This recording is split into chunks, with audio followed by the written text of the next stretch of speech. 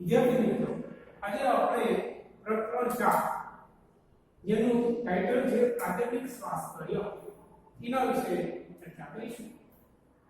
પ્રાથમિક એટલે પ્રજનન અંગેનું. પ્રજનન અંગેનું તો આપણે ખ્યાલ છે કે માનવ પ્રજનન અંગમાં નર અને માદા બંને જુદા છે. નર પ્રજનન અંગ ધરાવે, માદા પ્રજનન અંગ ધરાવે. જો આ બધા અંગો સ્વસ્થ હોય તો જ પ્રજનન થાય અને એ અસ્વસ્થ અંગો હોય તો પ્રજનન થાય પણ એની સાથે કેટલાક રોગો સંકળાયેલા છે.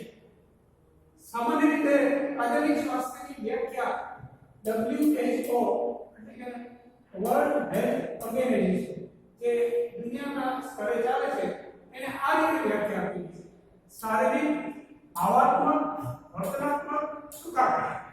એટલે આપણે બીજી રીતે શારીરિક, માનસિક અને વર્તનાત્મક સુખાકારી જો બરાબર હોય તો પ્રાથમિક સ્વાસ્થ્ય એક પ્રકારનું સારું હોય, નહીંતર પ્રાથમિક સ્વાસ્થ્ય છે એ રોગિષ્ટ થઈ શકાય.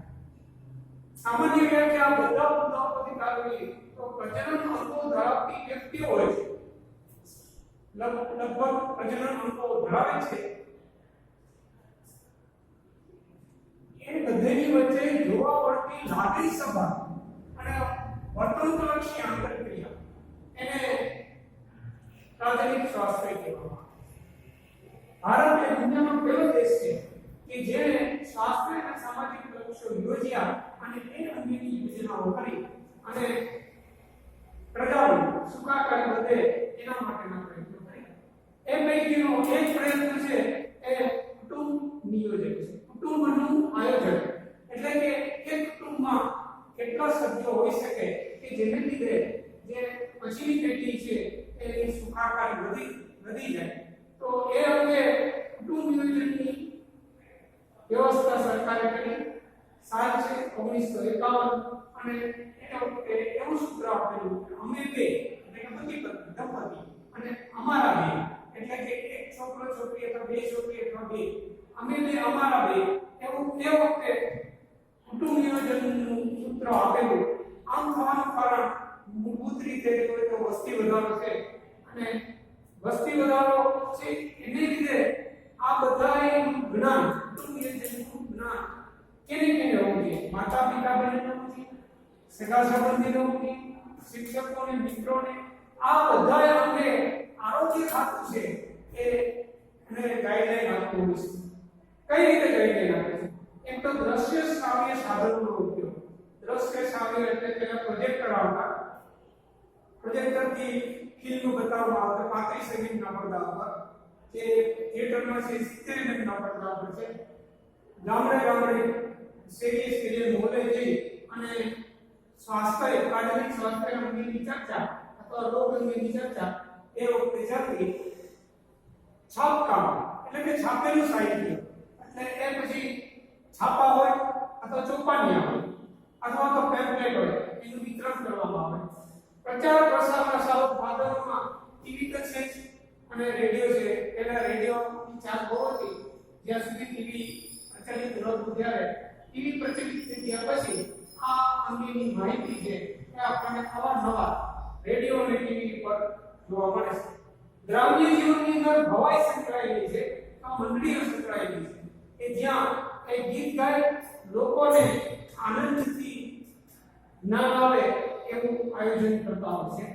શાળાની અંદર જાતીય શિક્ષણ છે એ ફરજિયાત બનાવ્યું છે, કારણ કે મોટે ભાગે ધોરણ 10 માં વિદ્યાર્થી આવે એટલે કિશોરાવસ્થાના મધ્યાહન ભાગે હોય છે અને એ વખત પછી તરુણાવસ્થા આવે છે. એટલે પોતે પોતાના જાતીય અંગો અંગેનું જ્ઞાન ધરાવતા હોવાથી ભલે સમાજમાં એ જ્ઞાનને ભૂંડું બનાવતો હોય પણ એવું નથી. જ્ઞાન એ જ્ઞાન જ છે. પ્રજનન અંગોની સાચી માહિતી છે એ શાળામાં જાતીય શિક્ષણ દ્વારા મળે છે, કારણ કે પ્રજનન અંગેનું કોઈ પણ ખબર અંતર એ આપણને શાળા સિવાય બીજે ક્યાંથી ન મળે, સિવાય કે આરોગ્ય ખાતું. ગેરમાન્યતાઓ કેટલીક હોય છે. આ ગેરમાન્યતાઓની સાથે કેટલાક કુરિવાજો હોય છે. જે કુરિવાજોમાં જેમ કે દૂધ પીતી બાળકીને કરવી અથવા તો સતી થવાની પ્રથા અથવા તો વિધવા વિવાહ ન કરવા, તો આવી બધી અંધશ્રદ્ધાઓ છે. એ બધી અંધશ્રદ્ધાઓ છે આ પ્રચાર પ્રસારના સાધનો દ્વારા દૂર કરવામાં આવે છે. કિશોરાવસ્થા એટલે જેને આપણે ધોરણ 8 થી 10 થી ગણીએ તો એ વખતે બાળકની જે વય જૂથ છે એમાં એક જુસ્સો હોય છે, જોમ હોય છે, અને એ વખતે કિશોરાવસ્થાની અંદર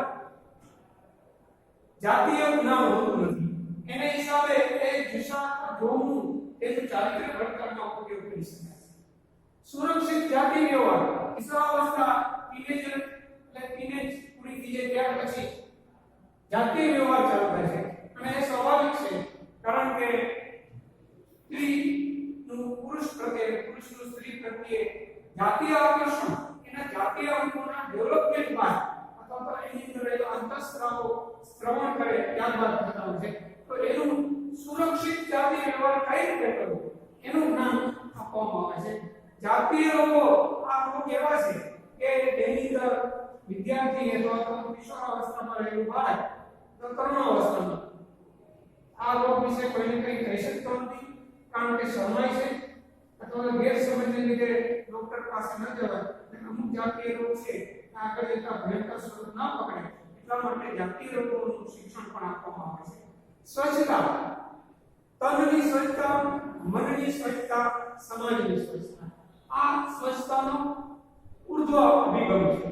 તો પોતાના તનની સ્વચ્છતા જાળવવાની જાતીય રોગોની આસપાસની સ્વચ્છતા પણ તેની અંદર આવી જાય છે.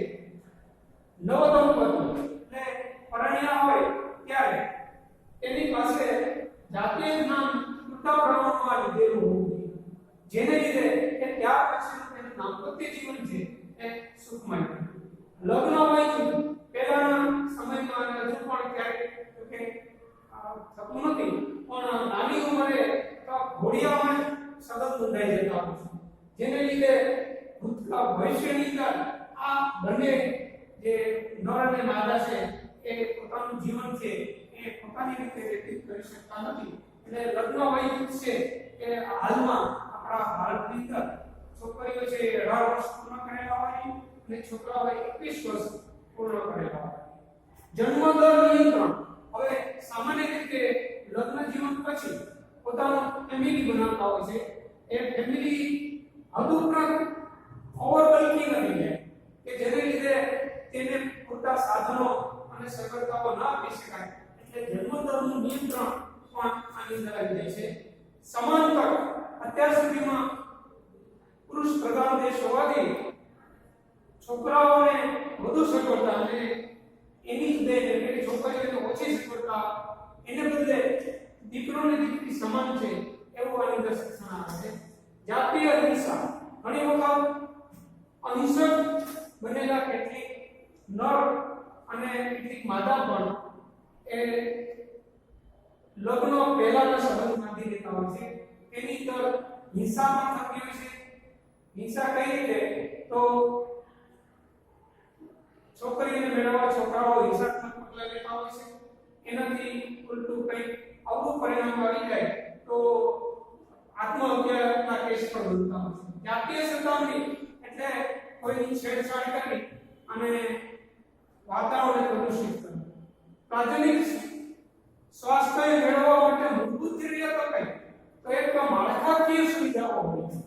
માળખાકીય સુવિધા એટલે પહેલે તો એવું માળખું રચાય કે જેના દ્વારા સમાજમાં પતિ પત્ની નવદંપતિ તરીકે પોતાનું ઘર માટે. બીજું કે માંડ્યા પછી એને જાતીય જ્ઞાન આપેલું હોવું જોઈએ પાસે કે જેને લીધે પતિ પત્નીને ક્યાંય ક્ષોભ અથવા તો સળવાવું ન પડે. ત્યાર પછી જો કોઈ રોગ થઈ જાય તો એના માટે દવાખાનાની વ્યવસ્થા.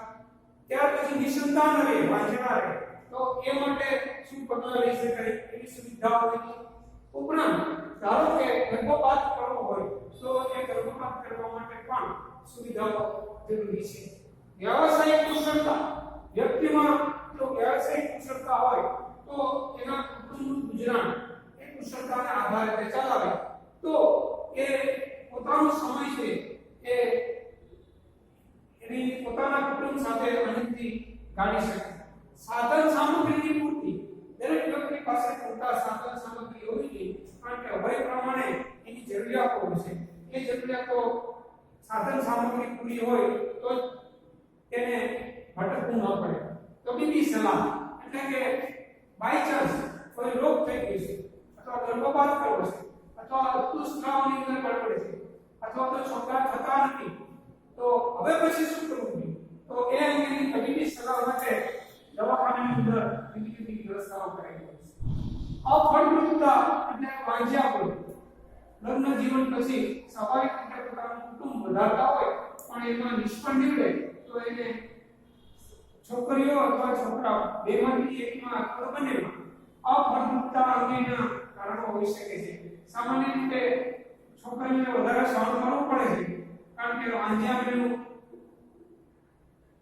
સ્વીકારતા એને જીવન જીવવું પડે છે. એવું ન થાય એટલા માટે તબીબી સલાહ છે એ દવાખાનાની અંદર આપવામાં આવે છે. ગર્ભધારણ, ગર્ભ રહી ગયા પછી શું કાળજી લેવી જોઈએ, કેવો ખોરાક લેવો જોઈએ, એનો વ્યવહાર કેવો છે, આહાર વિહારના નિયમો છે એ ડોક્ટર મેડમ પાસેથી જાણી શકે છે.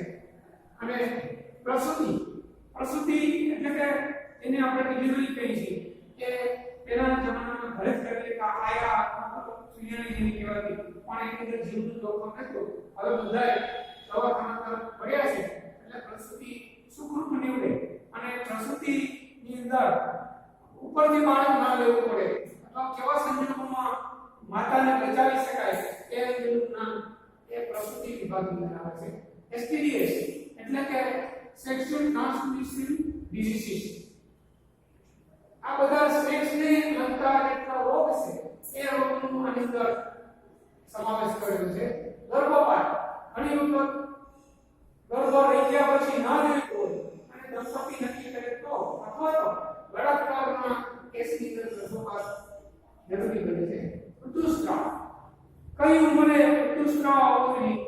તો લગભગ 10 થી 12 વર્ષની બાળક થાય એટલે ઋતુસ્રાવમાં બેસે છે. ઋતુસ્રાવ ન આવો એ પણ એક રોગ છે.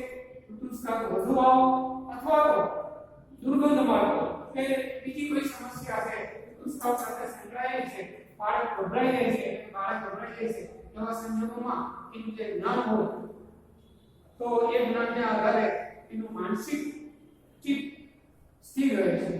ભ્રૂણ હત્યા નિવારણ, સામાન્ય રીતે પુરુષ પ્રધાન દેશ હોવાથી છોકરો જન્મે તો વડીલો ખુશ થઈ જાય છે, છોકરી જન્મે તો વડીલોને માન્ય રહેતું નથી, એટલે હંમેશા છોકરાનો આગ્રહ રાખતા હોય છે. એની હિસાબે લગભગ 2 માસ પછી જો ભ્રૂણની સોનોગ્રાફી કરે તો એના આધારે જાતિ પરીક્ષણ કરી અને જો બાળક છે તો એને ગર્ભપાત કરવા માટે ફોર્સ થાય છે અને માને ગર્ભપાત કરાવવું પડે છે. લિંગ પરીક્ષણ એ ઉજ્જવળ કસોટી દ્વારા થાય છે, જેનું નામ એમ્નિયોસેન્ટેસિસ છે. આ છે જનીનિક અનિયમિતતા આના દ્વારા જાય છે. ડાઉન સિન્ડ્રોમ, હિમોફિલિયા જેવા રોગ, સિકલ સેલ એનિમિયા, થેલેસેમિયા, આ બધી જાણકારી આ કસોટી દ્વારા, ઉજ્જવળ કસોટી એટલે કે એમ્નિયોસેન્ટેસિસ દ્વારા જાણી શકાય છે. અને આ કસોટી દ્વારા જાતિ પરીક્ષણ પણ થાય, પણ કાયદાકીય રીતે આપણી સરકારે એ જાતિ પરીક્ષણ કરાવે અને તો ડોક્ટર અને કરાવનારા બંનેને સજા થતી હોય છે. સામાન્ય રીતે કૂદકે ને ભૂસકે આખા વિશ્વની વસ્તી વધી રહી છે, તેમાં વસ્તી વધારામાં ભારત પણ આવી રહી છે. દુનિયામાં વસ્તી વધારો ધરાવતો બીજા ક્રમનો દેશ ભારત છે. આમ થવાનું કારણ શું?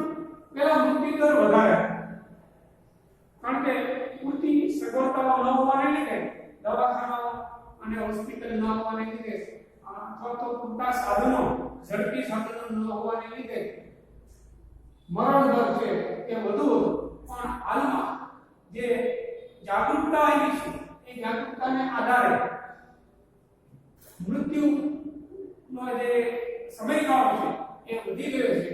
એને લીધે એ અને જન્મદર વધુ, પ્રજનન ચૂકની વ્યક્તિઓ છે એ જન્મદર વધુ એટલે કે વચ્ચે બે સંતાનો વચ્ચે નિયમિત ગાળો ન રાખે અને દર વર્ષે જે સંતાન ઉત્પન્ન કરે તો જન્મદર વધી ગયો, મૃત્યુદર ઓછો થયો.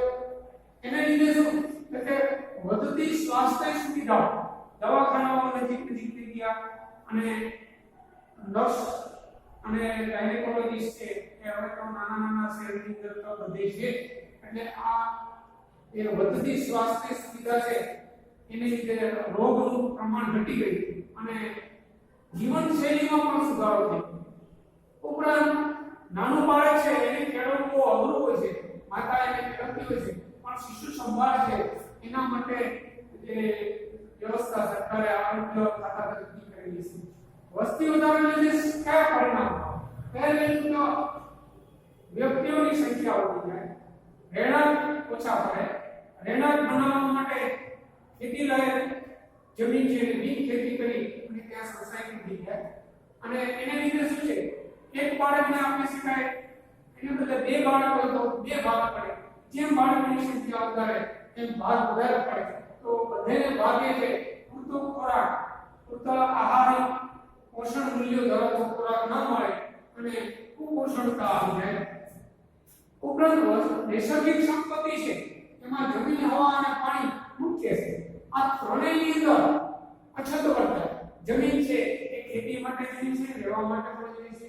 હવા છે એ તો ઓક્સિજન અને પ્રાણવાયુ લેવા માટે જરૂરી છે, શુદ્ધ હોવી જોઈએ. પાણી, પીવાલાયક પાણી છે એ ફક્ત 4% જ છે, છતાં અમુક પ્રદેશોની અંદર પીવાલાયક પાણીની તંગી આવતી હોય છે.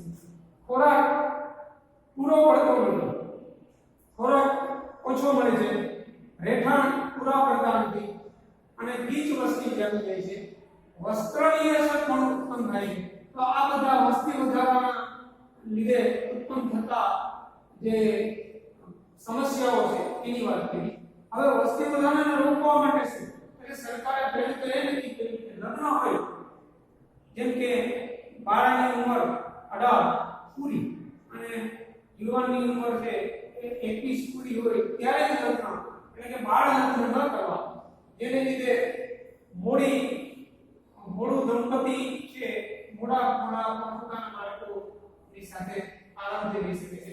ગર્ભનિરોધક ઘણો ઉપયોગ, કારણ કે જાતિ વૃત્તિ એવી છે કે જે એક વખત સર્વનાથમાં રોકી શકાતી નથી, એ બધા કરતા એને તેજ ગણેલી છે. એટલે જો દંપતીનું મિલન થાય અને ગર્ભનિરોધકો જે વિવિધ પ્રકારના છે એનો ઉપયોગ થાય તો આપણે વસ્તી વધારો રોકી શકીએ છીએ. ગર્ભનિરોધનમાં કુદરતી